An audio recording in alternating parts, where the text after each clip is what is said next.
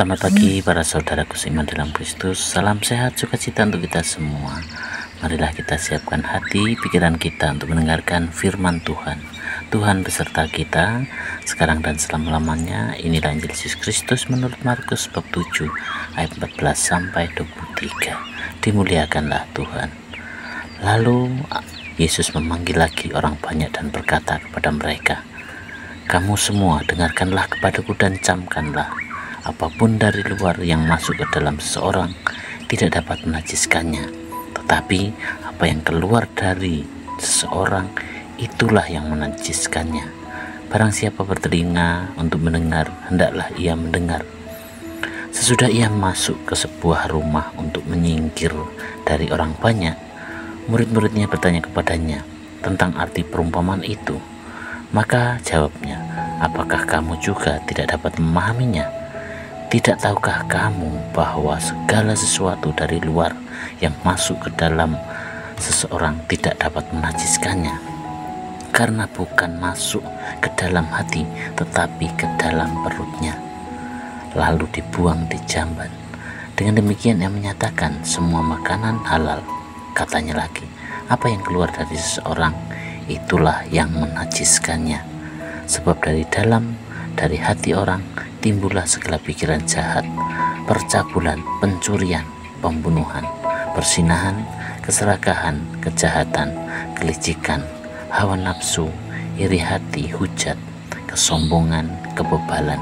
Semua hal-hal jahat itu timbul dari dalam dan menajiskan orang." Demikianlah sabda Tuhan. Terpujilah Kristus. Selamat pagi para saudaraku seiman dalam Kristus. Dalam Injil hari ini Yesus mengajarkan sesuatu yang sangat penting tentang kebersihan rohani. Orang-orang Farisi pada waktu itu sangat menekankan aturan tentang makanan dan mencuci tangan sebelum makan, seolah-olah itulah yang menentukan apakah seseorang suci atau tidak. Namun kehadiran Yesus menegaskan bahwa yang membuat seseorang najis bukanlah apa yang masuk ke dalam tubuh, melainkan apa yang keluar dari hati. Yesus berkata, "Sebab dari hati orang timbullah segala pikiran jahat, percabulan, pencurian, pembunuhan, perzinahan, keserakahan, kejahatan, kecurangan, hawa nafsu, iri hati, hujat, kesombongan, dan kebebalan. Semua hal-hal jahat ini timbul dari dalam dan menajiskan orang." Itu dari Markus 7 ayat 1 sampai 23.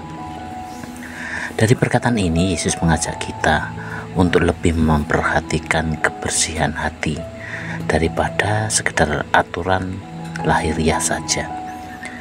Kita seringkali sibuk dengan tampilan luar, bagaimana kita berpakaian, bagaimana orang lain melihat kita, atau bagaimana kita berperilaku di depan umum, tetapi lupa untuk melihat ke dalam hati kita sendiri.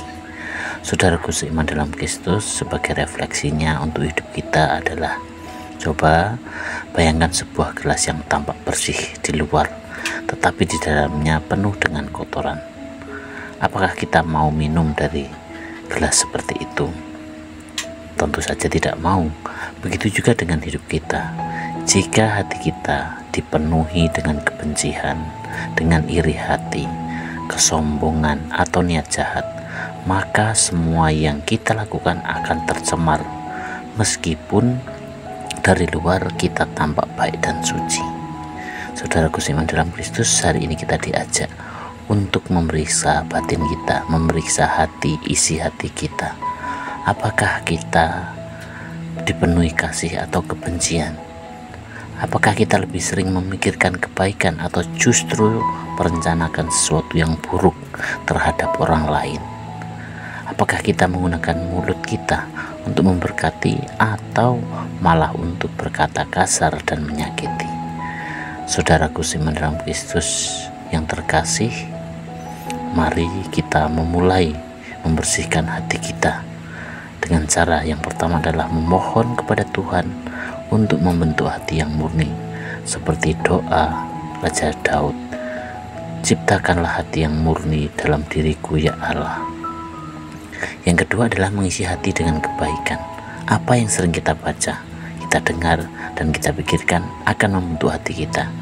Jika kita sering merenungkan firman Tuhan dan melakukan kebaikan, maka hati kita pun akan semakin bersih. Demikian juga dengan sebaliknya. Yang ketiga adalah mengampuni dan mengasihi sesama.